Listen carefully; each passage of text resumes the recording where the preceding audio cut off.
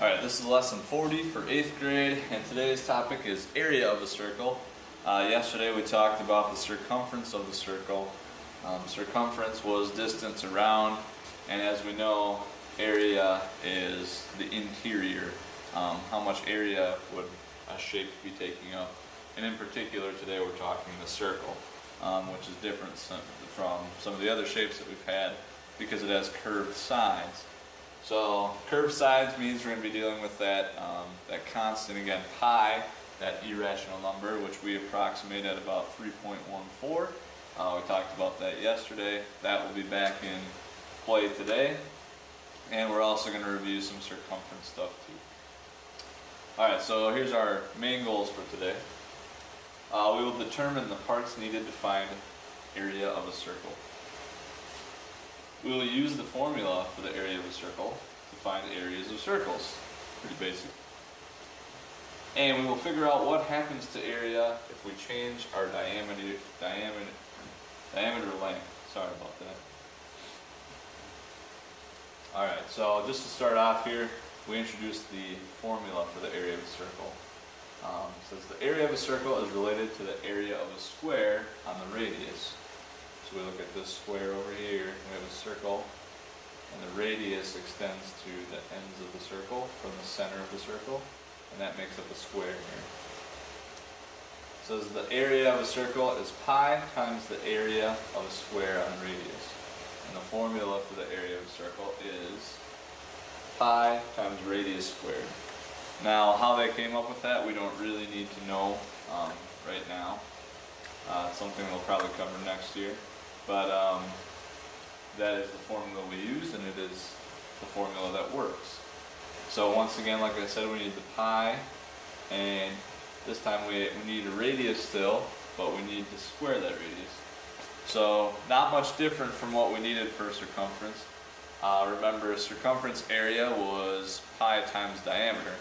So for either of them, we still needed to figure out, or either one of these formulas, we need a radius at least to figure out the area or the circumference. A diameter would work too, but this one we specifically need the radius.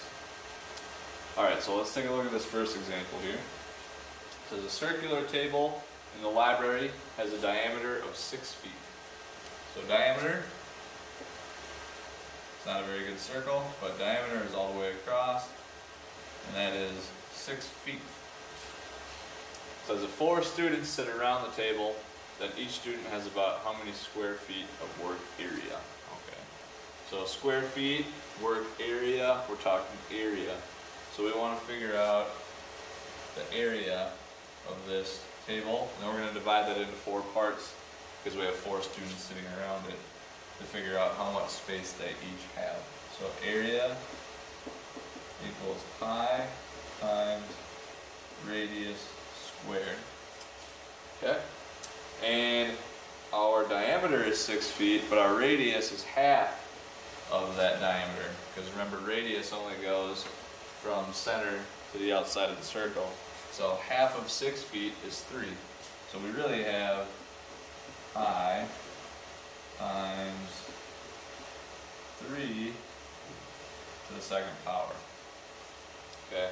Put the parentheses there because this only applies to the 3, or the radius does not apply to pi. Let's use 3.14 for pi.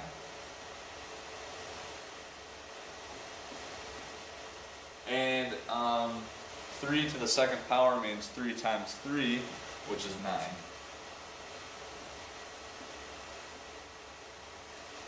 So now we have 3.14 times 9. So we should be getting about 27. But let's go ahead and just do this.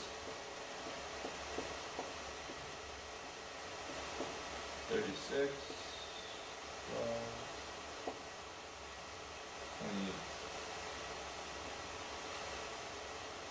28.26 feet squared. So that's our whole table. Remember, we've got 4 students that we're dividing this space up into. So let's figure this is about 28 square feet. So we divide that by 4, we should get 7, about 7 feet, 7 square feet for work area per student. So that's kind of how we use the formula. Not much different than circumference, except for we're squaring the radius instead of just pi times diameter. Okay, let's look at this one. What is the circumference of this circle for A? And we want to leave things in terms of pi, which is what they're going to do, what you will do mostly in high school, probably. So we're not going to multiply by 3.14 or by 22/7, which was another approximation for pi. We're going to just leave pi as pi. It sounds like it's weird, but it actually saves us work in the end, and I'll show you why. So A circumference equals pi times diameter. So we have 6 inches here, but this is the radius. Okay? Radius is 6 inches, and the radius is half the diameter. So our diameter has to be 2 times what the radius is, which would be 12, because diameter extends from both ends of the circle the whole way through the center. So diameter has to be 12. So we have pi times 12. And all I'm going to do here is switch our multiplication around. We get to leave this in terms of pi. So it doesn't matter what order we multiply in. This is going to be 12 pi inches. Okay? That's something you're going to see in high school. And it actually saves us work, because now we're saving ourselves a step. We're not doing 12 times 3.14 or 12 times 22/7. So it just allows us to leave it in this form, which is fine. And the reason that they do that is because, remember, pi is an irrational number, and everything else is just an approximation. Technically, this is the most accurate answer you can have without putting a number in. So sometimes we just leave pi as pi, and then it's a little easier to see and compare to some other things. And that'll become more evident as we go on. And plus it just saves us some work, like I said. Alright, so B then, what is the area of the circle? Well, area of a circle, pi times radius to the second. So we have a radius, which is 6. So pi times 6 to the second power. 6 to the second power is 6 times 6. So we have pi times 36. 6 times 6 is 36. Now once again, I'm going to flip my multiplication around. So this is 36 pi inches squared. We are in square units because we're talking area. Okay? So, area of the circle, 36 pi inches squared. Circumference of the circle, 12 pi inches squared. This is the distance around the circle. This is the square inches that make up the inside of our circle. The area inside. Okay?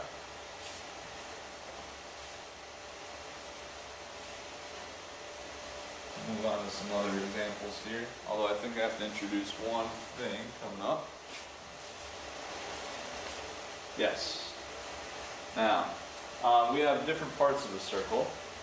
A sector of a circle is a portion of the interior of a circle enclosed by 2 radii and an arc, which is part of the circle. Okay, so that's all labeled over here. Here's the 2 radii, a radius here, that extends from the center to the outside of the circle.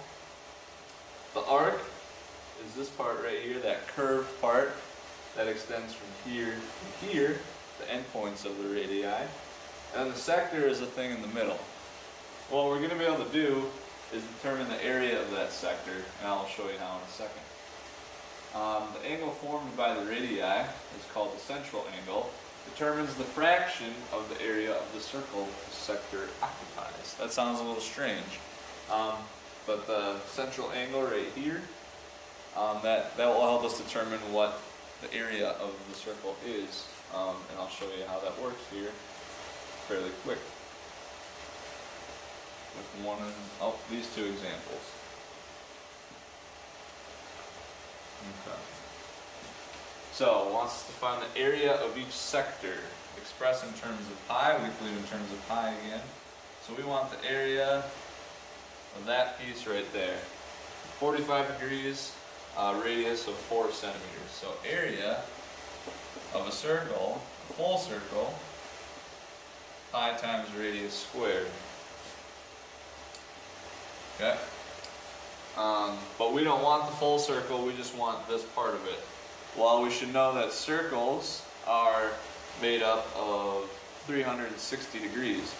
So this is 45 degrees of that 360. So the area that we're looking for is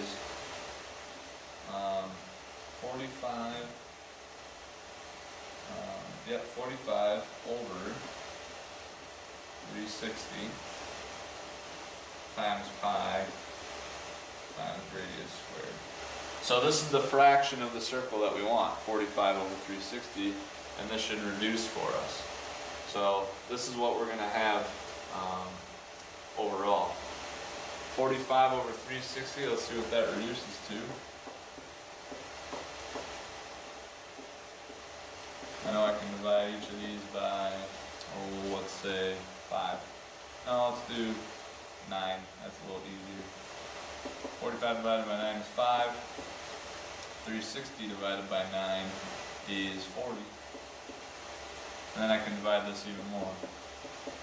Divided by 5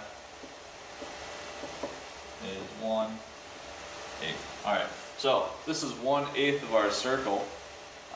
So really we have 1/8 times, I'm going to change this around, well, not yet, pi times our radius squared, which is 4 squared.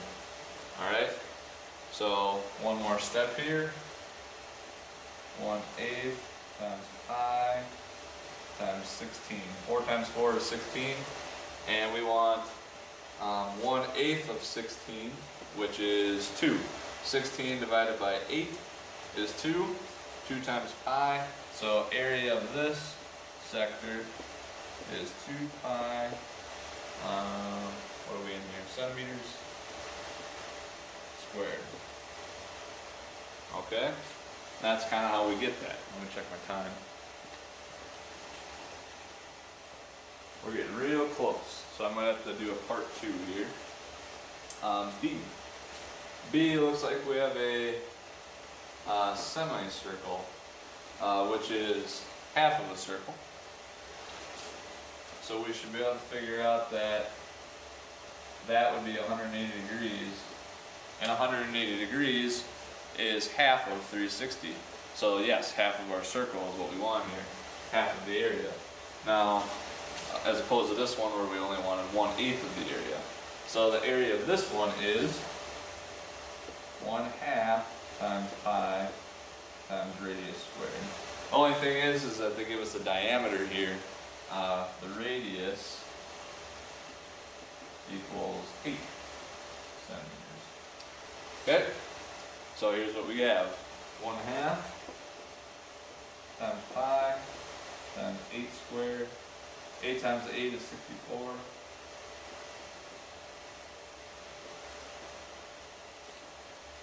And now we can take half of 64, which is 32. So 32 pi centimeters squared. That